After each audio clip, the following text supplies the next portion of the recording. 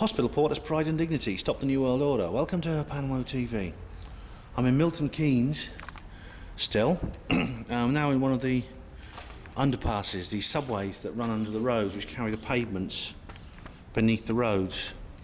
And this patch of red tarmac here is the Milton Keynes' famous redways. They're cycle tracks.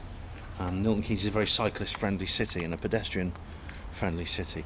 Now, I don't know if you can sense this as I do, but these underground passages are a little bit spooky. In fact, the image they conjure up in my mind is from the scene in Stanley Kubrick's film A Clockwork Orange, where this gang of thugs beat this old homeless man to death.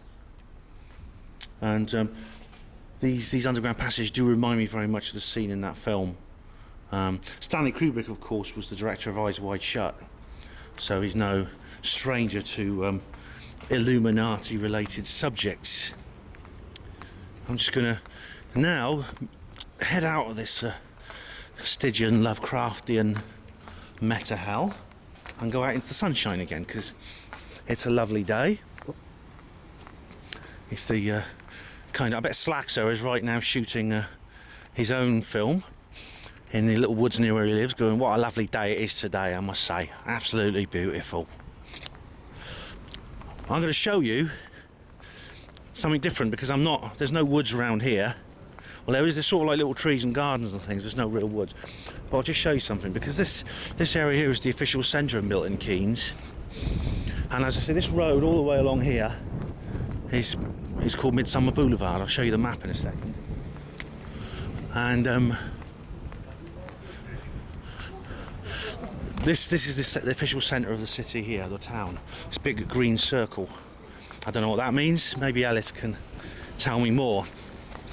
But this is Midsummer Boulevard here. It runs right way, and part of it goes through this shopping centre, because it becomes a pedestrian zone, and goes through the shopping centre, and then comes out the other side and becomes a normal road again. This is Midsummer Place. See, Midsummer. That phrase again. Now, this is where we come to the most interesting aspect of this little segment, because this has recently been redesigned. They put a new roof on it and everything, new doorway. Now, my informant has actually told me, and in fact he showed me pictures of this location before the redevelopment, and he's actually posted these, or somebody posted them on the David Icke forum. I think it's actually my informant who did it. There used to be a little statue of an owl right there above the doorway. Now, these owls have appeared before. There's one in Oxford Station which someone alerted me to, and I owe that person an apology, because I said at the time that I thought that the owl had been put there to keep birds out. Because, you know, pigeons and little birds and things getting into these big buildings cause a lot of trouble. Of course, the idea was if they see the owl, they won't go near it, because they'll think it's a real owl come to get them. Now, this person alerted me to this problem. I think it was someone on the Panwo forum. I can't remember who it was.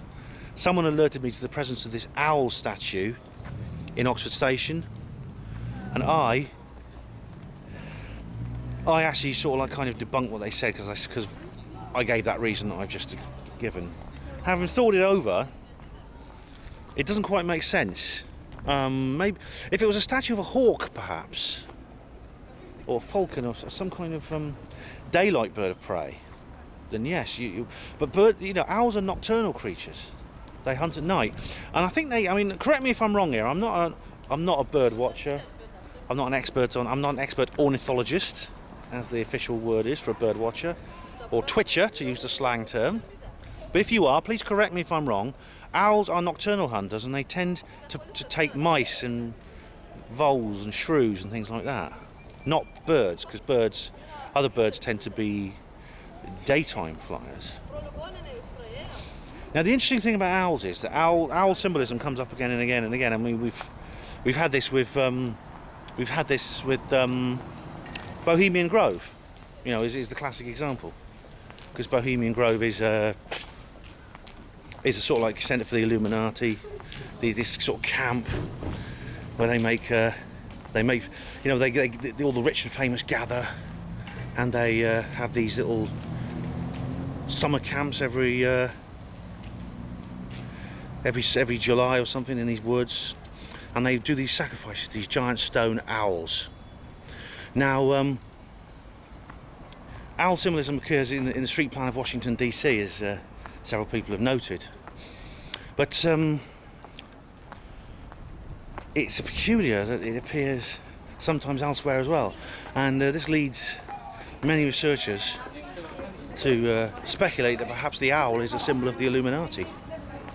It appears in ancient sculptures too, you know, Minerva, Moloch. So, is that what this is all about? Is that why that statue was there? I don't know. I can't say for sure. But like I said, the bird scaring theory doesn't quite hold water in my opinion. And I owe that person an apology. I owe the man I debunked his theory, and I owe him an apology because I think he was right.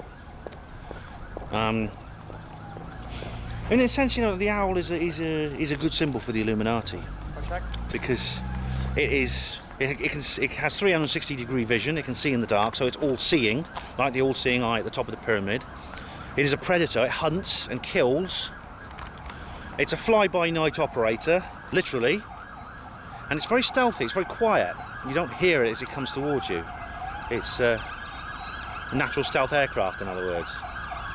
So, yeah, the owl is a fitting symbol for the Illuminati, I'd say. Anyway, there'll be more later. I might not be able to get all my planned shoots in today, but I'll upload them anyway. And I'll be back to film more, as and when required. Thanks for watching. Hospital Porters, Pride and Dignity, stop the New World Order.